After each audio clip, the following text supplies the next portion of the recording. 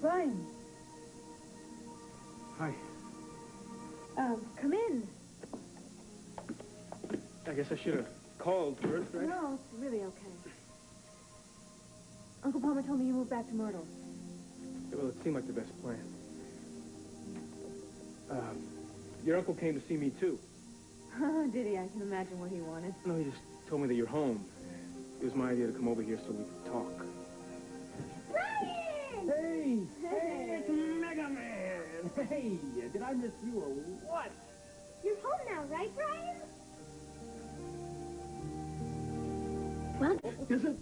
I don't think so. So, we having fun yet?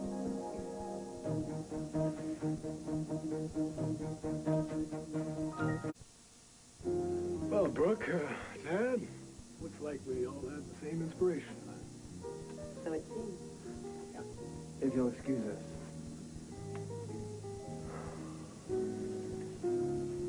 Your reservation, sir? 2. Martin. Oh, yes, Mr. Martin. Ms. English, the table's ready. Great. This way, please.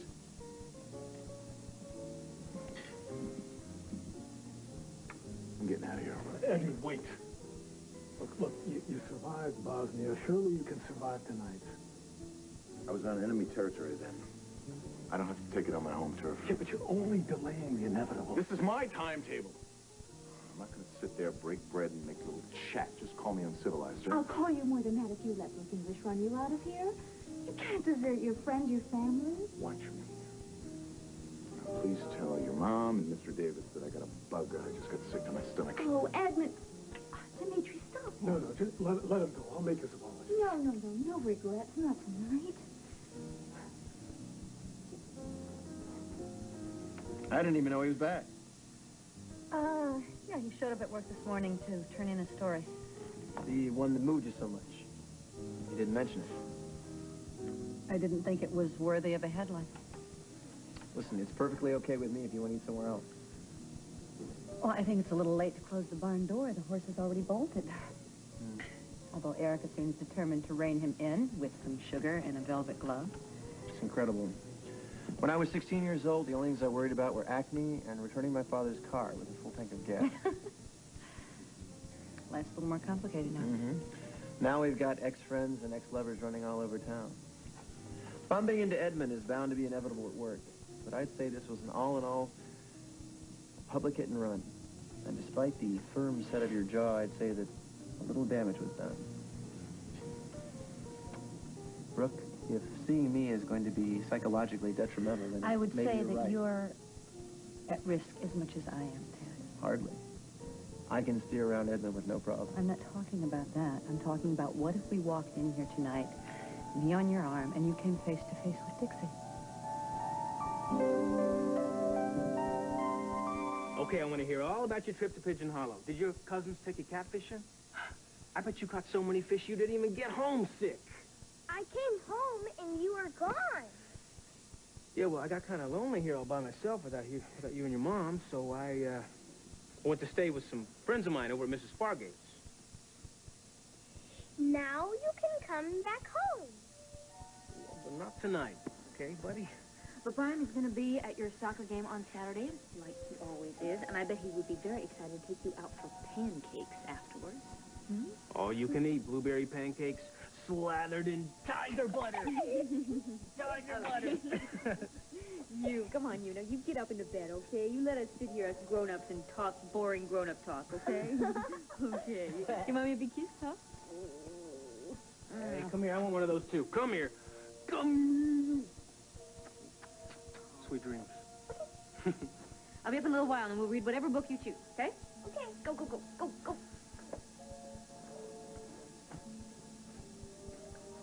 Thanks for Saturday. You don't have to thank me. Look, Junior loves you. None of this is his fault.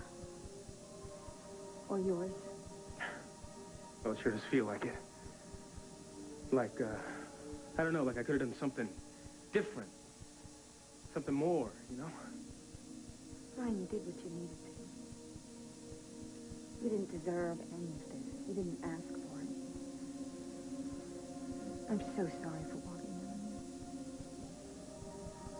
I'm so sorry for the way I handled everything. I'm sorry for Junior. I'm sorry for me. I'm just so sorry. Here.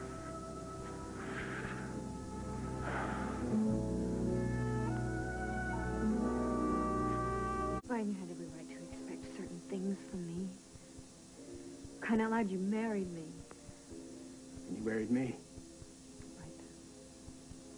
I was your wife. Until Tad came back, and then I just didn't know who I was or what I wanted. Hey, for better or worse, right? Well, when Tad went back to California, that was the worst. I needed loving so badly, and you were there, needing it too. I didn't even think about what it would mean to you. I just took for myself. Oh, Dixie, it takes two. I mean, not only did I misunderstand everything, I blew off my big mouth to Tad about us sleeping together. I mean, you said it. I had no right to do that. So now maybe we're even.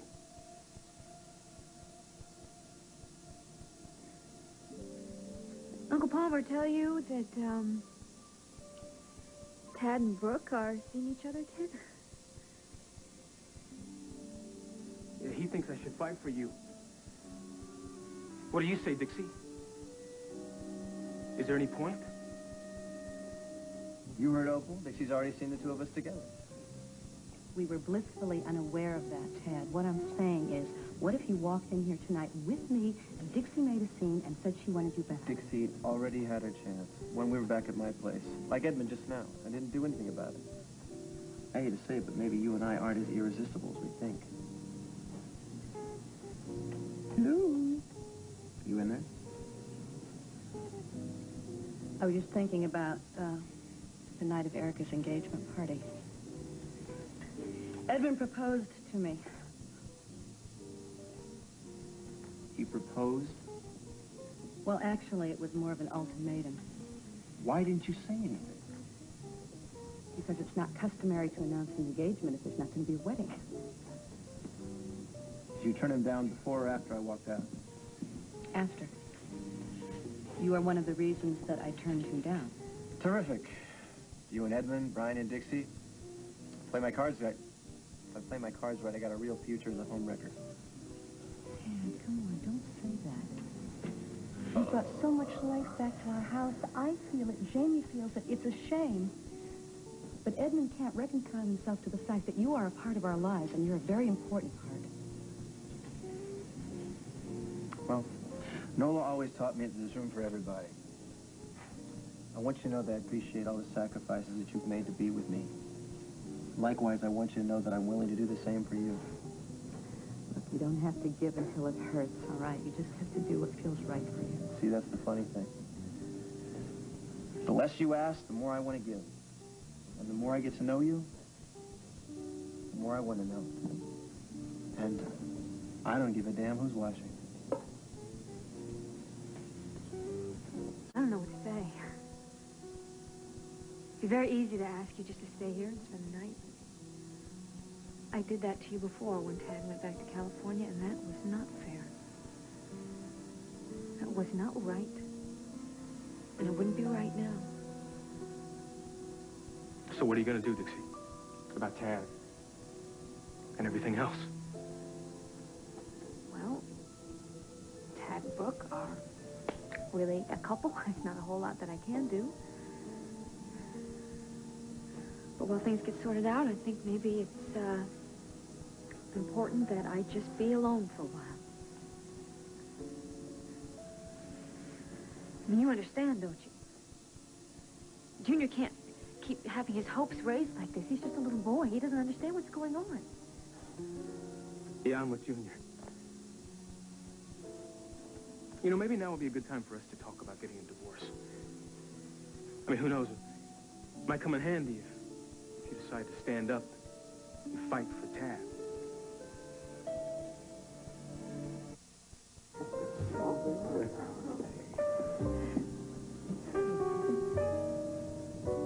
Well, what did I tell you? Erica brought him back. Is that good or bad? I think it's good. At least he's not limping off to war like some Hemingway wannabe. I think maybe tonight is all for the best. Well, Edmund, thank you for rejoining us. Would you please take a seat? Well, you know, I gotta eat to keep up my strength. Oh, dear, I thought it was my charm that keeps bringing him back. Oh, of course. Wrong again. Here, What can I do? Well, Mona, I think they're playing our song. Would you care to... Oh, I'd love to. Thank you. Excuse it. Surely. Edmund, you and I never did get our dance at Wild Wing. Yeah, I'm not really Fred Astaire these days, Erica. Of course you are. Don't be silly. You've got your cane. All you need is your top hat and tails. I'll be Ginger. Give him a whirl.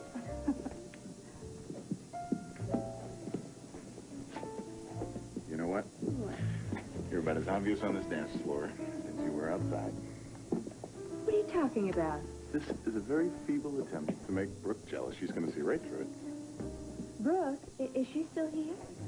Isn't that funny how insignificant people just slip your mind? You know what? Marrying you is the best move my brother ever made. Well, thank you. As a matter of fact, that's why I really lured you out here. I would like to ask you a favor. Well, I owe you, so ask.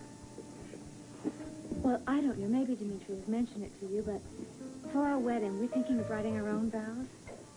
My beautiful fiancé has the notion that we should write our own vows. I think Erica would really love that pseudo-tough, hopelessly sentimental style of yours.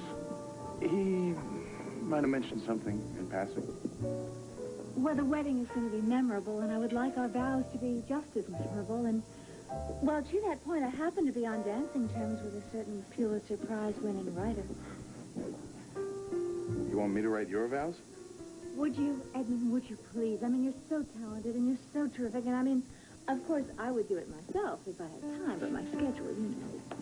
Anyhow, I can add my flourishes when you finish. Would you please? Oh, Edmund, please. I would consider it your wedding present. What am I going to do with that blender? I'll see what I can do. Oh, thank you. Oh, I always like to. Oh, you're an angel. Gotta hand it to him. I've never seen a guy do the foxtrot with a cane before. When Erica says dance, they dance. Obviously. I wonder what happened to his leg. He was in Sarajevo, his destination of choice when I rejected his marriage proposal. Bosnia? Why didn't he just get drunk? Would have been a hell of a lot safer. I don't think safety is Edmund's top priority. Anyway, he wrote a terrific profile for the magazine, and that's how he hurt his leg getting the story. Sarajevo. It's impressive. Either Sarajevo or Pigeon Hollow. I wonder if it means anything that both our ex-lovers would rather go to war or banjo country than have anything to do with us. I think it probably means that we deserve each other.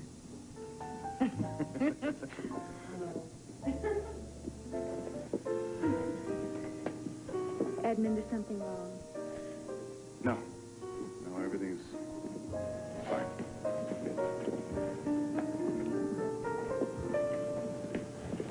You are... Well, the only thing that I am sure of is that I'm not sure of anything.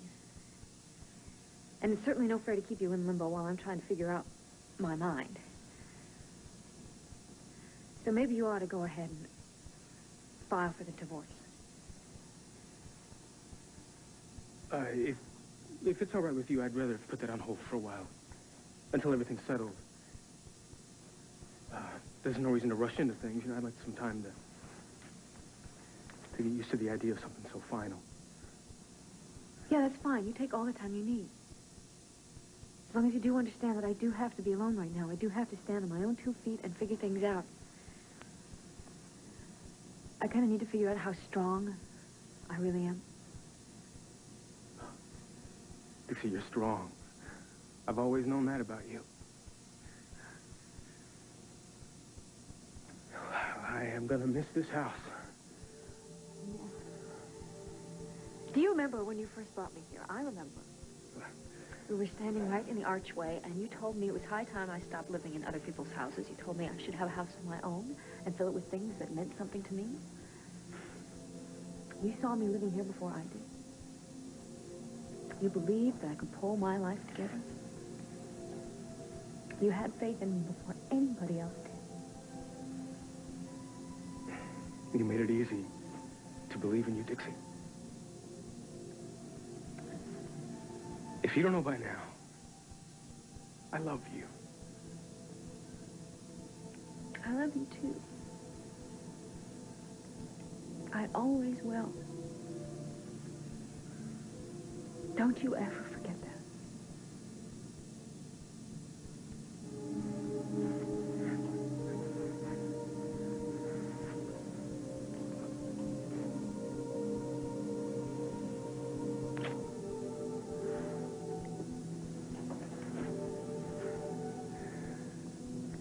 Well, if I don't leave now, I never will. Goodbye, Dixie. Goodbye.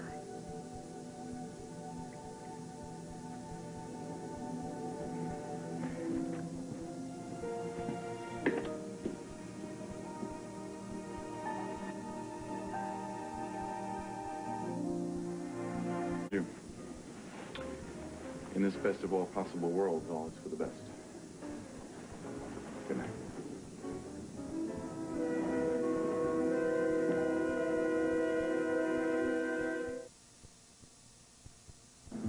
Well, we made it. Yeah. We made it. Matter of fact, I'm thinking of going into town tomorrow and having T-shirts made up. I survived my first date. Or better yet, I survived my first date. And all I they got gave was me a crummy T-shirt. Oh, that's not true. I got a lot more than a crummy T-shirt. Oh, now, come on. Don't get serious on me all of a sudden. It's not all of a sudden. It's a big deal when you got a guy standing in front of your house who doesn't know whether to kiss you goodnight or go home. Better yet, wait around in hopes of an invitation to come inside for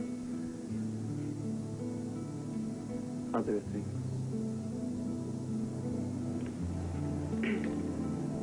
Well, I think this should end with fate.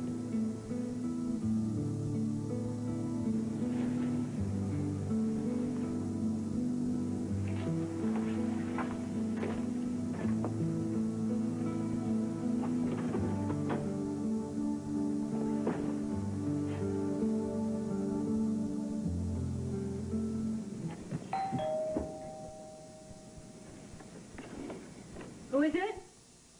Edmund Gray, code name, Walking Wounded. Thought I was joking, huh? I wasn't even sure if I had the right address. Not sure if you do. What do you want? Somebody told me that I spend too much time alone. And I figure that gives you and me something in common. Does it? Buy you beer? We'll talk about it.